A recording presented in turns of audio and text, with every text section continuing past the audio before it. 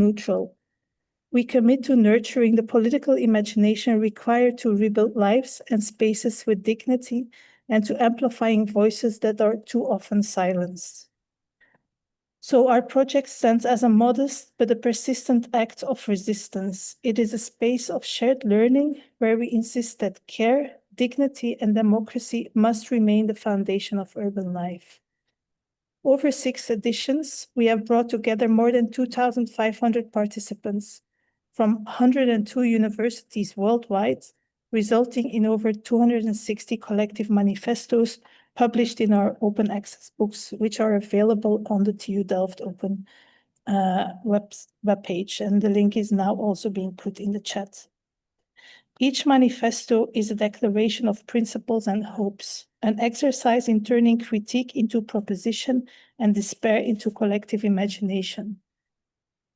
And this year's program continues that tradition by bringing together voices from across the world who challenge the boundaries between architecture, activism, and pedagogies. And our guests today also embody that spirit. Roberto, over to you. Sorry, yes. So it's a great pleasure to introduce Arquitectura Expandida, an activist collective based in Bogotá, Colombia, active since 2010. The group collaborates with grassroots movements in the exploration of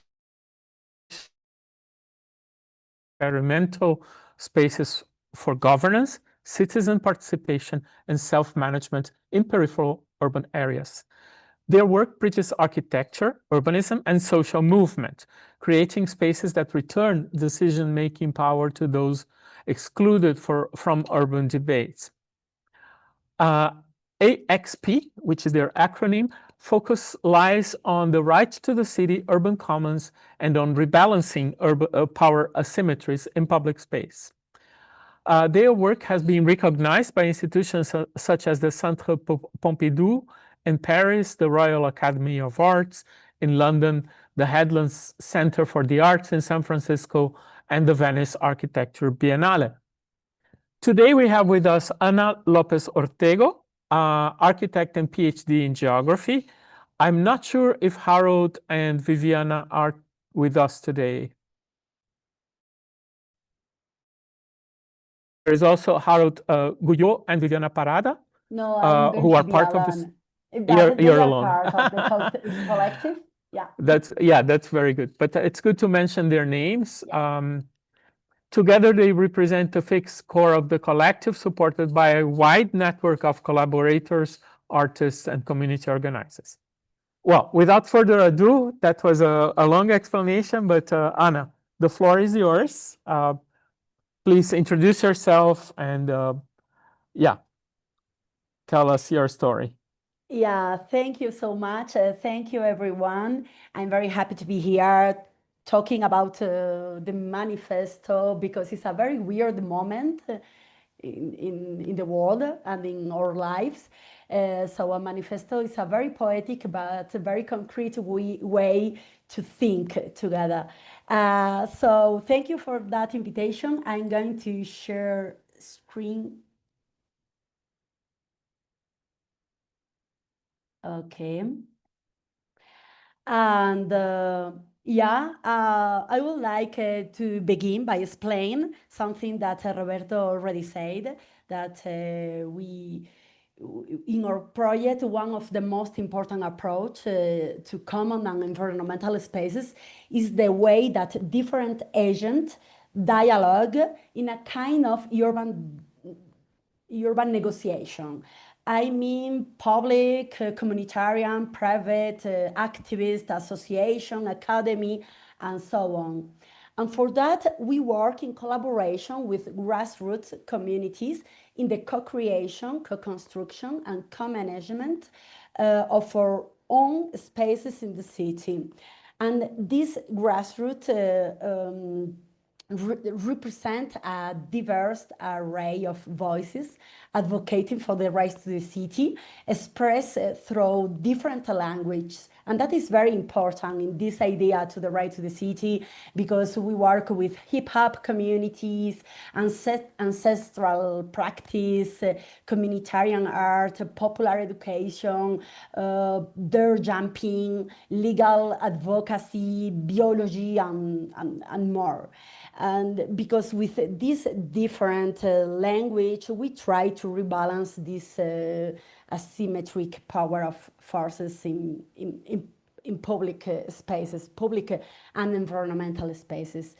We usually work in a very tactical way, because that allows us to have a dialogue, not a monologue. So tactical way means to put some ideas and provocations and try to dialogue with a different agent about that.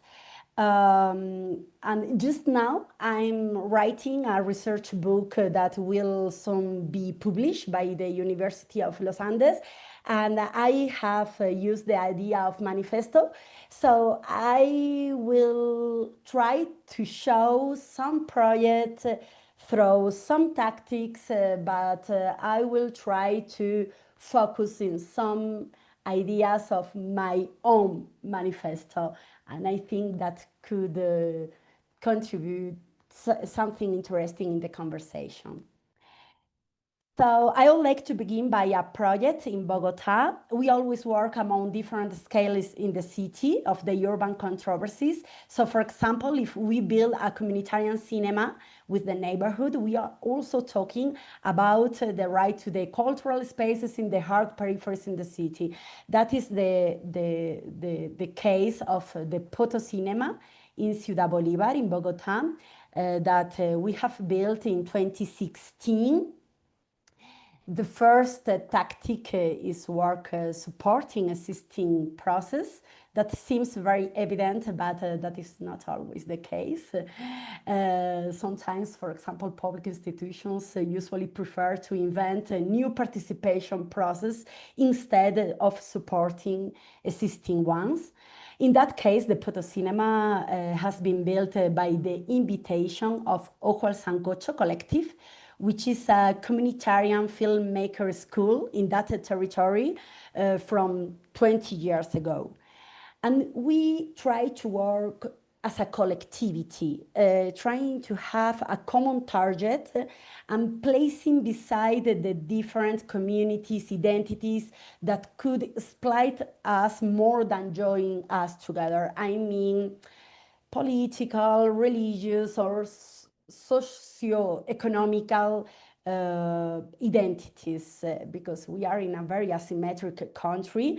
That is very important. In that case, the common target is the construction of a space for the cinema, the popular cinema in the hard periphery of the city.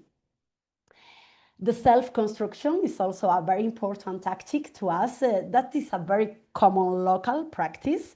Maybe that comes from a deep abandonment from the state, which is quite perverse.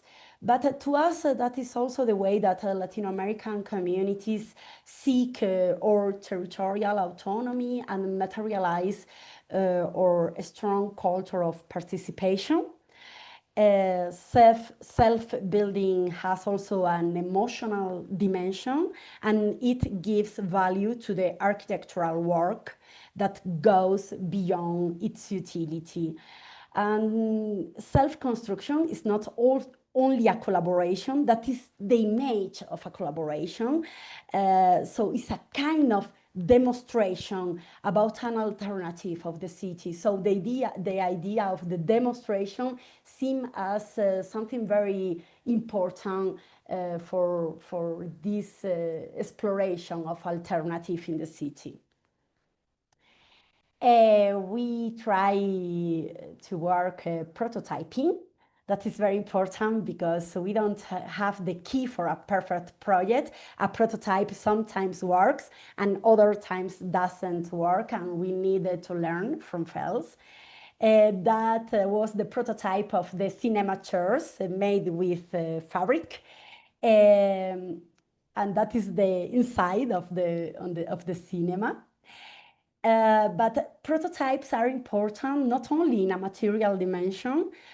Each project is a prototype of organizational system that make it possible, not only the construction, but also the space sustainable over the time.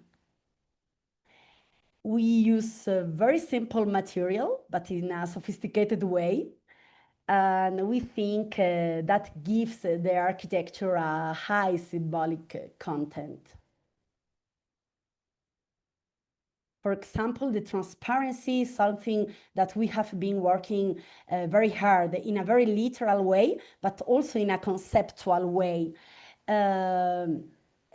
Because this beacon on fire in the territory is also a demonstration. It's a demonstration about the right to a beautiful city and context, and because to be seen and recognized is also a citizenship condition. And that is especially relevant in situations of strong segregation, state abandonment, violence, and also environmental violence. Here we have urban minery with many legal irregularities, impact on public health, on the stability of the land, on the transformation of the landscape, or of the contamination of the water basins. So it is not enough to work and to do together. We also need to visualize marginal realities and perverse urban plans that usually are focused on economic development instead of the mitigation of injustice in the city. So the first idea of my own manifesto is collaborative self-construction as a fundamental territorial right, at least in Colombia, I think. I would like to continue with other project also in Bogotá. El Bicho, the Critter, was initiated in 2022 by local hip-hop groups who invited us to collaboratively create a prototype that could legitimize youth gathering in public space. That is important because we are in a new neighborhood with thousands of social housing in the rural urban edge of the city, with a lot of young people who has a very, very interesting urban expression, breakdance, dirt jumping, stamp, hip hop, and they are very stigmatized and very criminalized. For example, that is a very spontaneous meeting about a freestyle in a urban rural corner. Because there is a very concerned situation about authoritarianism, control, and so on. For example, the big riot that we had in Colombia in 2021 were especially hard in this periphery. So the idea of the bicho comes also from this reivindication, this demonstration, these riots. We design and build together a kind of mobile structure. It can be on a stage, some benches, a deck, and dance structure, or whatever they want. We call that tactical provocation. It's a provocation to dialogue about the right to be in public space without the violence of narco, police, and also institutional violence.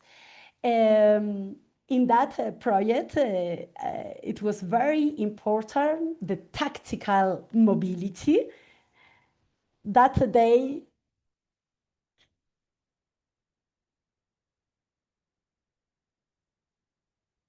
that was during the construction, the prototyping about the mobility. And the mobility was very tactical because that allowed us to built in a popular neighborhood where decisions are taken between people, no need to bureaucratic, and take El Bicho, the creature, and put during the night in another place, in the main park, where usually we can't build, but we can't stay. And this mobility is not only tactic, it's also a performatic it's a performatic manifesto in some way. I think the mobility is a manifesto about three things: about the collectivity, because several people are needed to move it, so they must agree to move El Bicho; about a negotiation, because it doesn't have the will to choose a definitive place. We can always negotiate that, but also about the performatic power of bodies in public space. For example, that video, it was the night that we moved El Bicho from the popular neighborhood to the main park.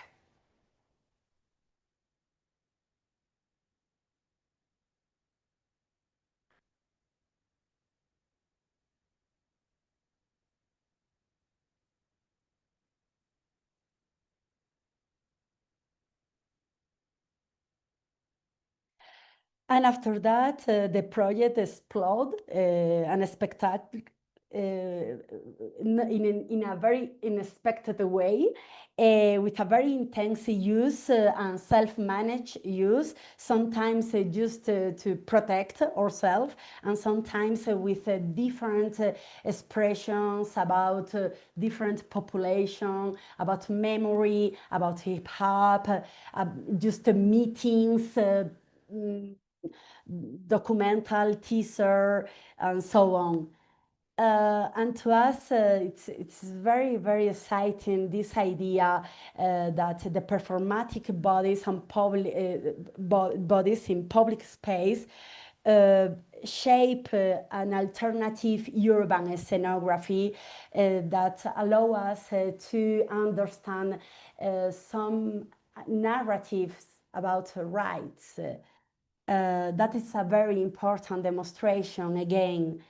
I really like this sentence, Judith Butler's sentence, because I think that allows to understand better this idea. When people take to the streets together, they formed something of a body politic.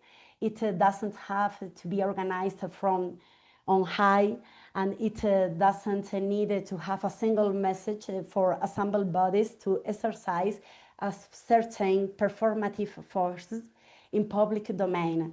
The "we are here" that translate that collective bodily presence might be reread as "we are still here," meaning we have not yet been disposed of. The negotiation was also very challenging with public institutions and police, but placing the political discussion in situ, it was a good strategy because even if at the beginning conversations were focused on the permission, the discussion turned to stigmatization, the everyday violence, the narco traffic, the police complicities with data violence, and so on. So during 2 years and a half, we have taken care of El Bicho with a small roof renovation, moving it when the situation between narco and police were so hard, and doing a lot of meetings with public institutions, try to denounce and warning about that violence. And also very important, something very important is the collaborative construction of an space is only the starting point of a long process of collective struggle, but also collective care, maintenance, and management, which must be flexible enough to be adapted to the volatility of social and territorial situation. To us, this nimble approach of the architecture is very important for this urban negotiation. So the second idea of my own manifesto is architecture architecture as a spatial, organizational, and symbolic prototyping to negotiate the city.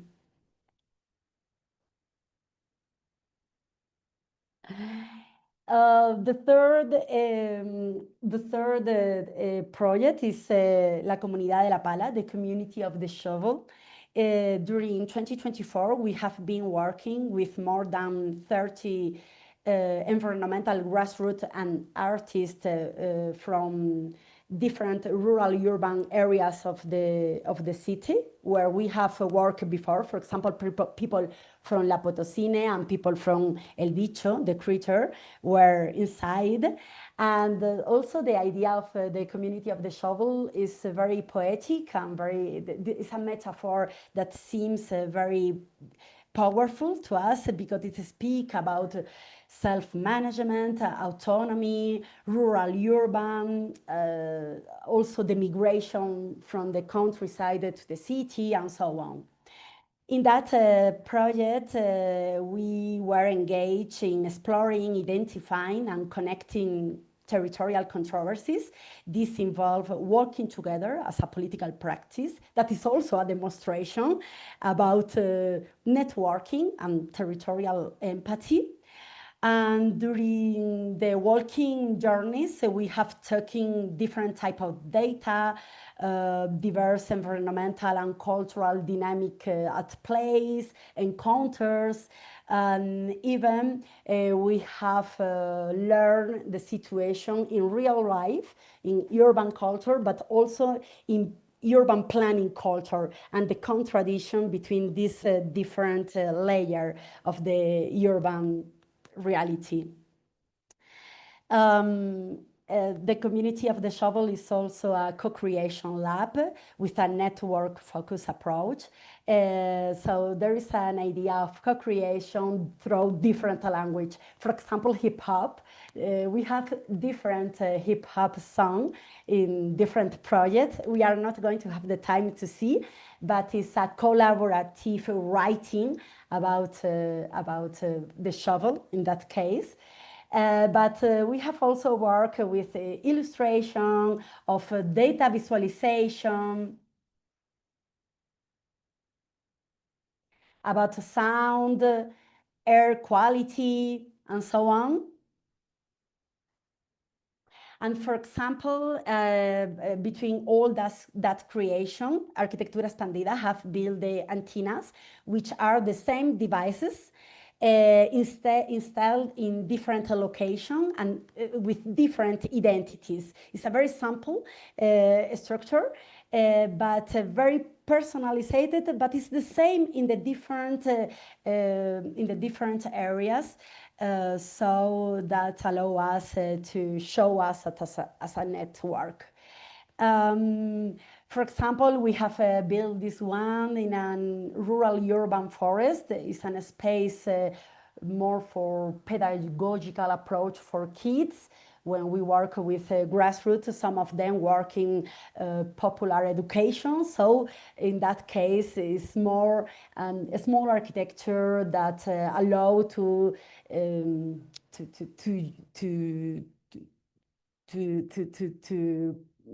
have a good experience in the space. But for example, this other one was with the Indigenous Council in a wetland. And in that case, we try to design through the antenna the idea of a perch for bird. So try to design for other form of lives. That is also a space for indigenous meeting, because there are several ones in the same wetland. And for example, that other one that is in the same neighborhood of El Bicho.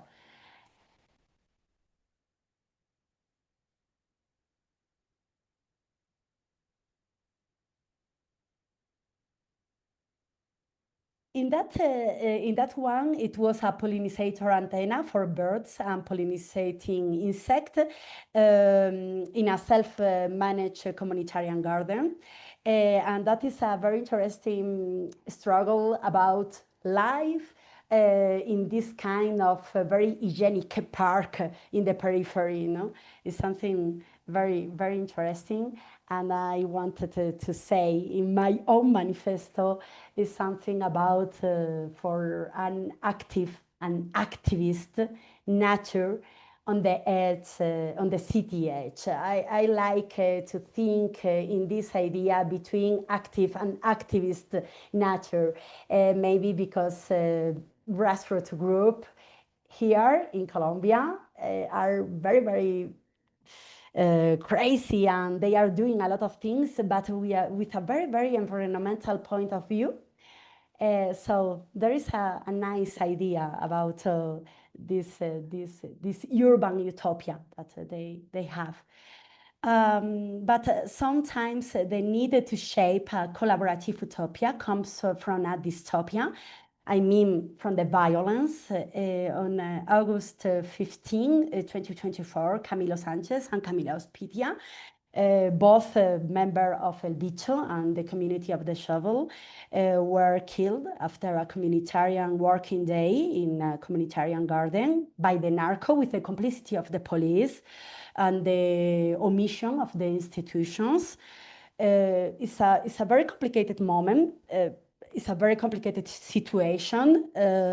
But I wanted to speak about the different strategies of solidarity and creativity through different ways to collaborative artist action. And for example, in our case, because we are architects, we try to give dignity to this communitarian garden, because now this communitarian garden is a place for memory. Even if the narco is there, the police is there, and all is very complicated, we need to have spaces for the memory and the justice and build these spaces together. So during the few months after the killed, we have working with people, with young people on that.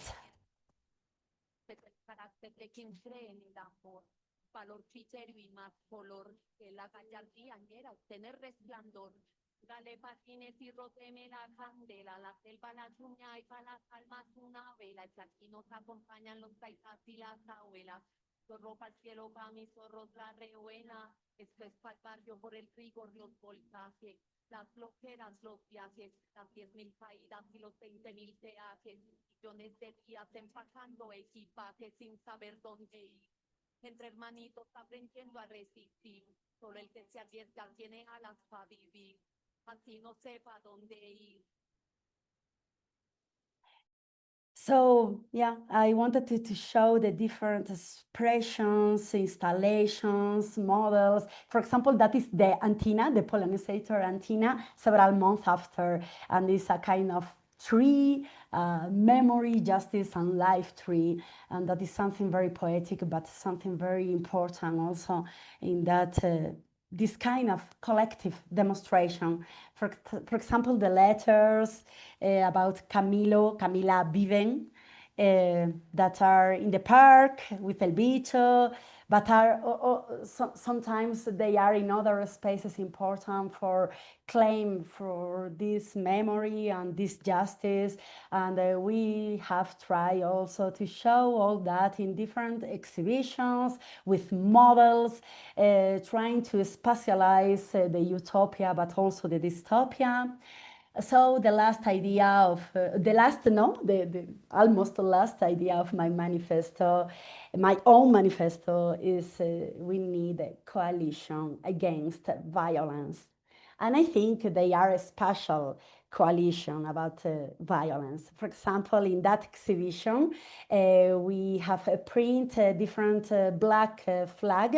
At the beginning of the project, they were white flag because we try to speak about the peace with the nature, because we are in Colombia, the country more difficult to be environmental activist. But after the kill, we changed to this black flag, and each flag is different because it's the name of a different collective who support us in this claim in public space, in the in the main space of the city, in the main scenographies, urban scenographies of the city. And I wanted to finish with a happier, in some way, project, or I don't know, and that is Urban Majlis. Urban Majlis is a project developed in a frame of an artist residency this year, from January to March 2025 in Abu Dhabi, in Emirates, for the first Public Art Abu Dhabi Biennale. It's a performative urban research about the idea of Majlis. You know, Majlis is an Arabic word that means a council, but also the place where council take place. And we were very inspired by this old photograph of Al Hassan of Abu Dhabi. It was the first Majlis in 1904. But we were very motivated because it was a very, very low infrastructure and spontaneous Majlis. And we try to put that in relationship with the low infrastructure and very spontaneous appropriation of spaces in downtown Abu Dhabi by the migration population. So during this artist residency, we have spent 9 weeks where we design, we build, and we activate and document a mobile table that is currently a ping-pong table, as playing is a natural and universal way to bring people together. So we have played ping-pong in different places that haven't been designed for gather, but actually people gather. That is the urban research. And it's in a performatic way because we play. We play the city in different ways to understand the verb play. But it's also a strategy to show, because the table works as a communication panel, framing the city and different spaces in the city that weren't designed for gather, but where actually people gathers. So why not a sub-electrical station is a urban Majlis place? In fact, it is a urban Majlis place because there is always people just around, for example. And yeah, we had a lot of drift. I think 10 drift in downtown Abu Dhabi in a little bit more 1 month, more than 30 kilometers. And we have discovered, I don't remember, I think 7 categories of spaces haven't been designed for gather, but people gather. Empty lot, sidewalk, the alleys, but also the residual spaces shaped by the rotation of the mosques in relation with the main grid of the city. And yeah, we try to connect all these categories in an exhibition at the end of the artist residency, with a different photographic series, but also paper about everyday urbanism in Abu Dhabi and Emirates and the Gulf, the dynamic of migration, temporary people in the Gulf, in relationship also with the nomadic point of view of the culture, the Bedouins cultures.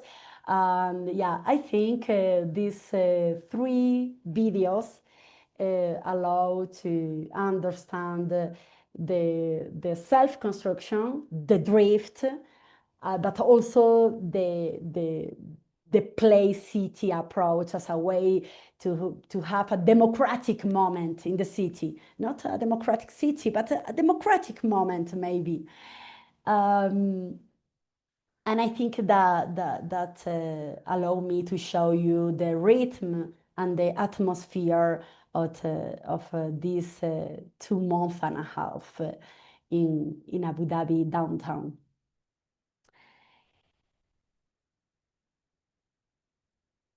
The last idea for my own manifesto, I think, take everything together.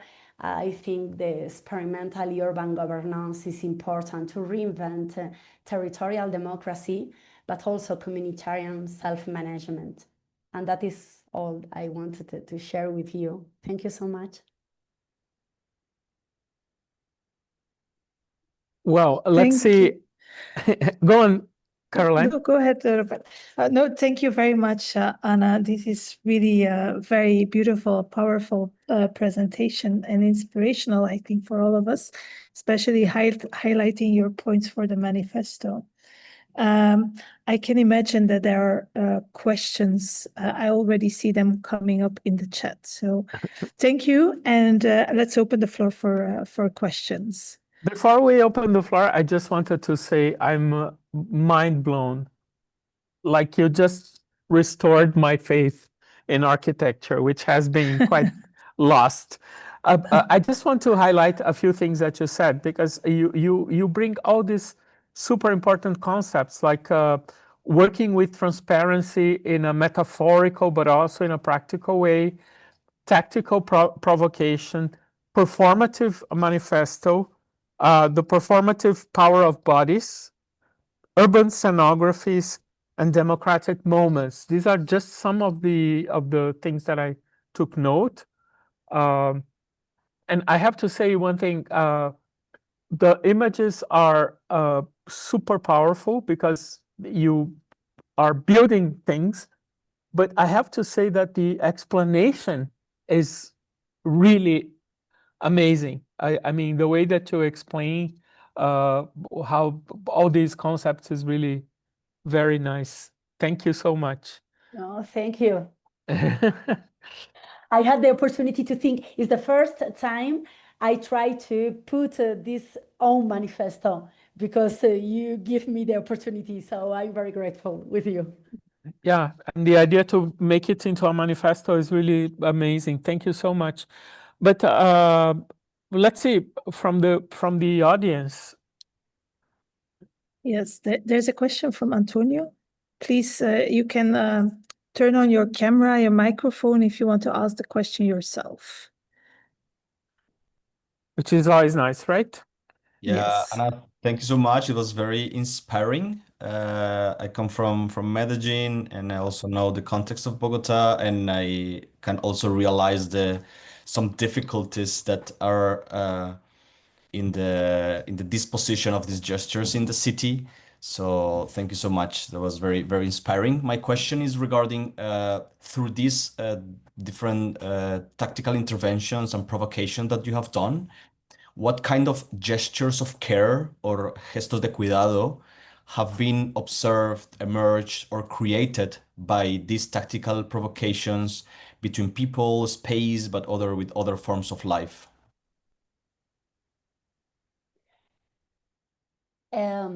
Thank you, Antonio. I'm very happy to share with Colombian people always. Of course, with everyone. I'm going to be very intuitive in my answer, because I don't have a very clear classification about the care. But I think one dimension of the care is with the device, with El Bicho, for example. That is a very intuitive and very unusually. For example, next Sunday, we will go to have a small day, a small minga, to work together in order to change something. And we always wait. When communities from the space ask us, we go, but we are not going to say that. We try to give life to our kids. Our kids, I mean the device. We are. So that is a first point. There is, after, a lot of, for example, with the relationship with police, institutions. We have also, it's very complicated for one person or one collective have this kind of dialogue because it's exhausting, and the mental health is terrible. It's terrible, the situation. It's so complicated because you can't find the right to the people, and you try. So we try to organize ourselves to don't allow one person have this responsibility, but a lot of person we try to support between us with this different situation. For example, before Camilo and Camila were killed, we tried to speak with police and narco. And it was also in a very people try to organize a strategy to speak with the narco, and that is also a care situation, because if we are a lot of people, it's easier. One person, we are afraid. But the coalition between people is something very important. And for example, now, I don't know, young people, some of them were in my house after the kill, just because they couldn't be in the neighborhood, a lot of threats. So there is a lot of dimension at the end, because we are in the same situation. But for example, care sometimes is people who say, we are going to clean the park. And we are going, everyone, to clean the park because the institution is not cleaning the park. We are going to clean the park together. Always is going to be something very nice with music and a good moment. So yeah, I don't know. I think there is a lot of layers. Some of them are more visible, professional even, because we are going to change the roof. And some of them are just from life. For example, this year we have spent 2 months in Brussels in an artist residency. And in the artist residency was Sabina, who is the lawyer, and Casi Nadie, who is a hip hopper, because Sabina needed a moment, because it was very hard as a lawyer to have in that case. And Casi Nadie he must not be in Colombia because maybe they are going to kill him. So we try between everyone to have the opportunity, the grant, the situation. Yeah, I don't know. I think with that, I give you an idea, because there is a lot of things. Thank you so much. Thank you. Another question from Mara. Mara, do you want to ask it yourself? Yeah, sure. Thank you, Anna, for the presentation. It was really inspiring to follow it. I was really, I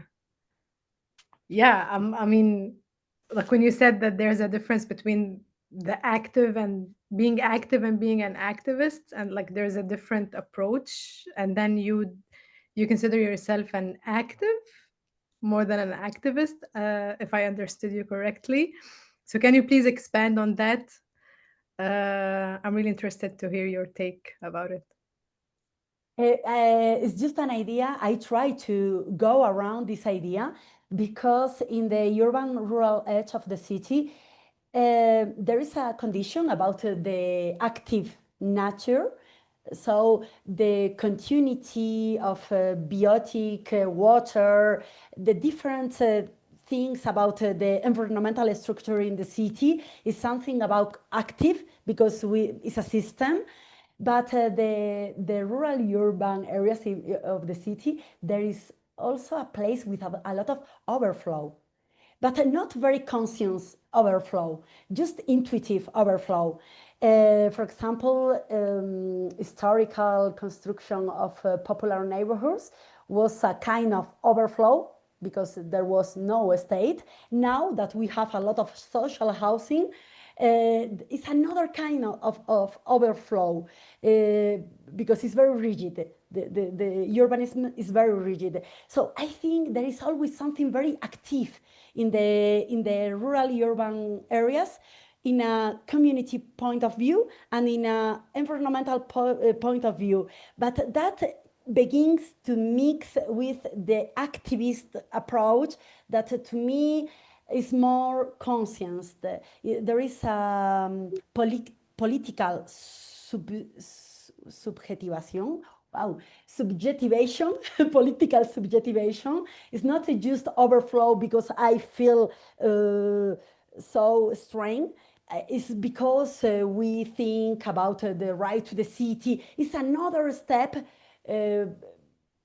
about the right to the city. So yeah, maybe it's not very clear because I'm working about this idea, but I think it's in a relationship between the intuition and the political approach of right. I try to think about that. I just wanted to comment on something you said, because you ended the presentation saying, "Oh, I want to present something positive." But I thought one thing that characterizes what you do is happiness. Everything that you showed is happy for me in many ways. Especially, I have to say that structure that is on fire, and that you can see the colors. But let's go back to the audience. I think Finn, would you like? Sorry, Caroline, go on. No, I was going to say the same. There's a question from Finn. Maybe you want to ask it yourself. You can turn on your camera and your microphone.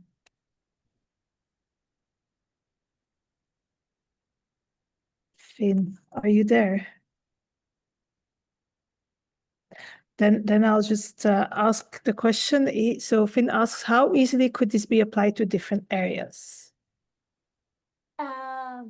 Yeah, we have think a lot about the replicability of our work, and maybe during the first few years, we were thinking very hard in the replicability.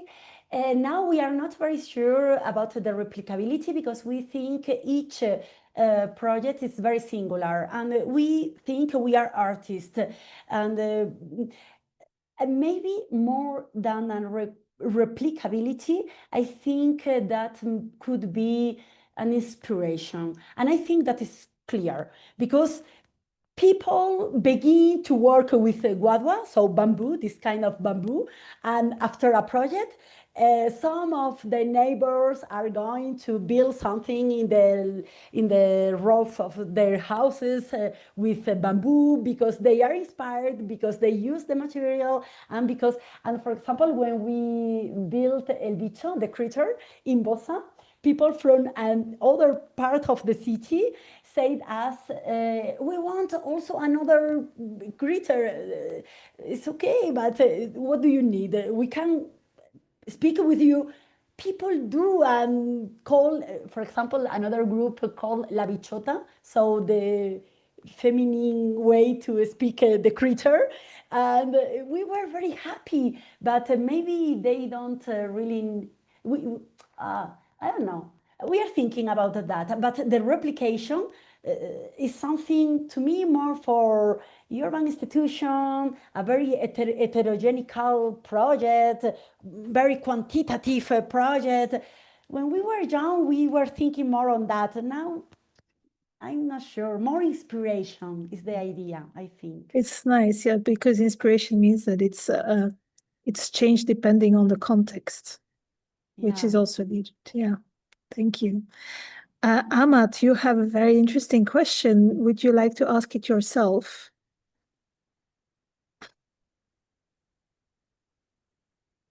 Amat, are you around? Then I will ask the question. So he says, it was interesting and exciting to listen to your story. And he previously thought that in an environment with such conditions, the activities that you set up and that you did aren't possible, or at least wouldn't be effective, because society is more preoccupied with security issues and basic needs. So, but then what you presented made him think. So yeah, how do you see that?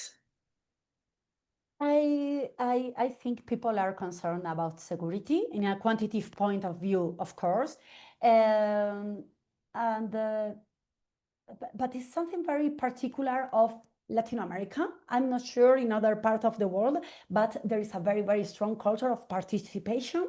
Several years ago, people were very concerned about the material condition of the city because they didn't have a house. So the self-construction, I think, was the self-construction of the neighborhoods was something very important for this idea of the right to the city.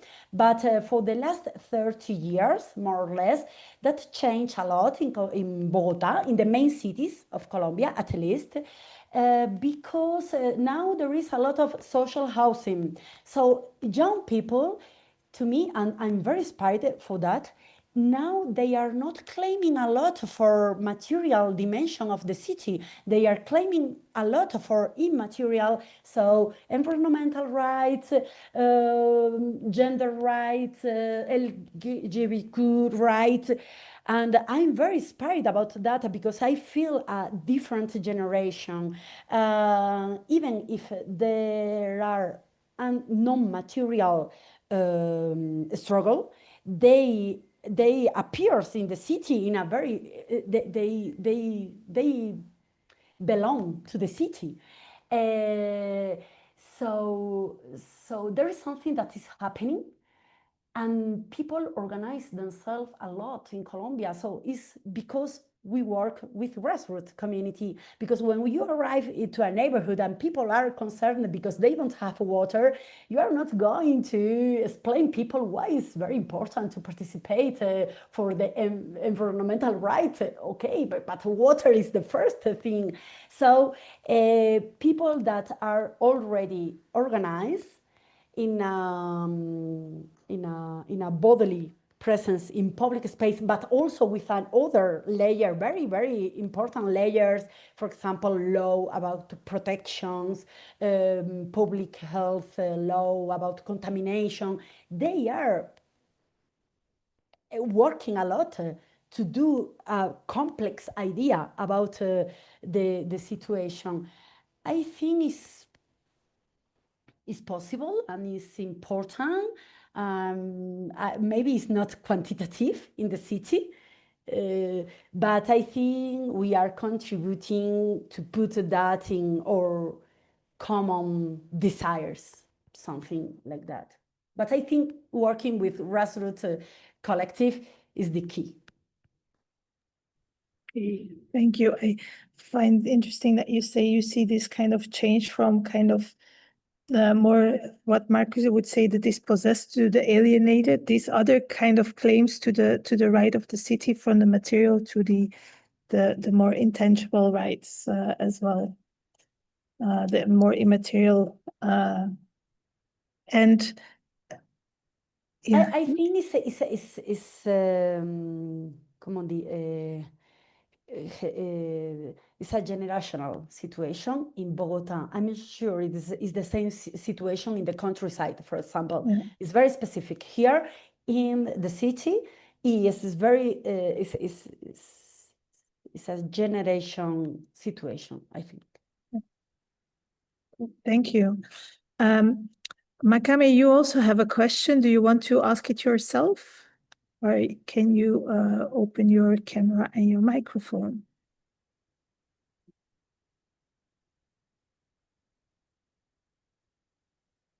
No, then I'll summarize. So in Iran, people, especially women, are fighting really hard for coalitions against governmental violence, and they want to reclaim their agency in urban spaces. However, usually face failure due to severe surveillance and strict regulations. So I think we as urban designers and architects cannot take these urban tactical measures, as every single action may be considered illegal. How have you when you hear this, what is your experience in Bogotá for? There is a lot of things that are illegal until people claim for that and becomes legal. So we think, of course, we needed to understand what is the last consequence. We needed to understand if this illegality could bring us to jail. I don't really want, but a little bit illegality, irregularity, I think is very healthy in a democratic point of view, but we needed to understand very, very well the context, of course. And the tactical provocation is also the way to take temperature. And you can do that something, and if it's something crazy, very, very complicated, you can just take a step before. I don't know if you say that, but you can go and try in another way. Of course, with a lot of responsibility, and of course, I don't know. For example, we have thought a lot about our responsibility with the critter, because the narco killed Camilo y Camila. We know that it's not our responsibility, but we think urban negotiation sometimes can be something very, very hard, very, very complicated, and we need to measure that. Maybe Camilo and Camila are killed anyway. I don't know. So yeah, there is not a close question. Maybe when we were younger, we were more crazy and we did something without think a lot. And now we are a little bit more, it's as a chess play.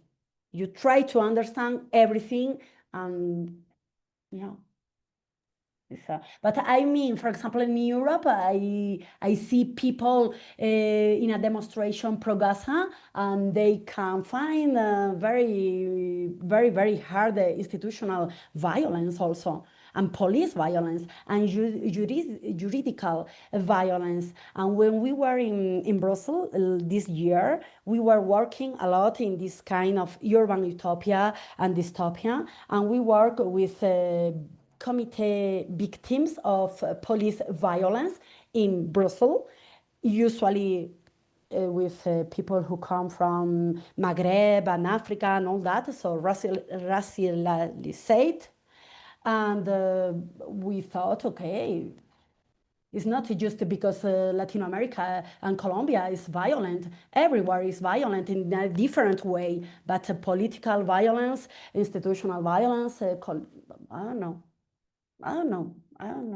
It's a very interesting question. Thank you. I see Nima, you also have a question. Please go ahead. Yeah, thank you. That was really captivating, amazing talks that you delivered. I'm really excited. Especially, I really love the term performative power of bodies that you used. Can you elaborate more on how much you consider your experience a designerly intervention and how much you consider it as social interaction? Maybe there are some certain experiences in your mind that about the lessons you learned over the processes with the people, from the people, and from the society. I think the discipline are an accident of the history. So we try to navigate through discipline without choose one or another. For example, when you needed to have money for a project, you are going to find a difference working with art institution, cooperation institution, or academical, for example, institution. It's very, very complicated. In that moment, you needed to choose because maybe you are financial support and you are going to put everything more in that way. But it's just it's just a tool. It's an instrumental way. We are going to use one discipline or another in the moment if that allows us something more powerful for the project. For example, art, we have used the art as a tactical way, always, as a way to go from beside like that up, because art is always in a space who embrace the conflict more than architecture, I think, for example. But after Camilo and Camila were killed, we are also trying to use the art as a way to give dignity in some way. So we are trying also to change our minds because we are in the middle of, at the end, we have a lot of trouble in a neighborhood, a lot of challenge. So we try to resolve the challenge and sometimes are more in the design and sometimes we spend a lot of time in a social institutional negotiation, for example, with a lot of meeting and a lot of PV. In French is PV, but I don't know what it is in English, but the right, yeah, I don't know, the disagreement when you talk with the institutions and all that. So we try to navigate on that. We have different references, professional, architectural references, communitarian references. We are always very inspired by this nimble approach of people. So when people take together, and I show you some image, people taking together, to us, that is an image of inspired, is the utopia that give us a little bit hope in this world, just this image. But for example, when we were young, 20 years ago in Spain, we have found the Recetas Urbanas collective by Santiago Cirujeda, and we were super inspired also by that work in space in Spain, because it was a very tactic also and very cheese project. I don't know if more or less that give you some ideas about. Yeah, sure. Yeah. Thank you. Yay. Thank you. I'm thinking that maybe we should move on. Yes. Anna, on behalf of TU Delft, thank you so much for your contribution today. We are exceptionally lucky to have you with us and to share your knowledge. And I'm happy we recorded, because I think many students here would benefit from listening to you. So I'm going to try to make it well more public. But I don't know if you want to hang around, please do. But we will now. First of all, I will stop the recording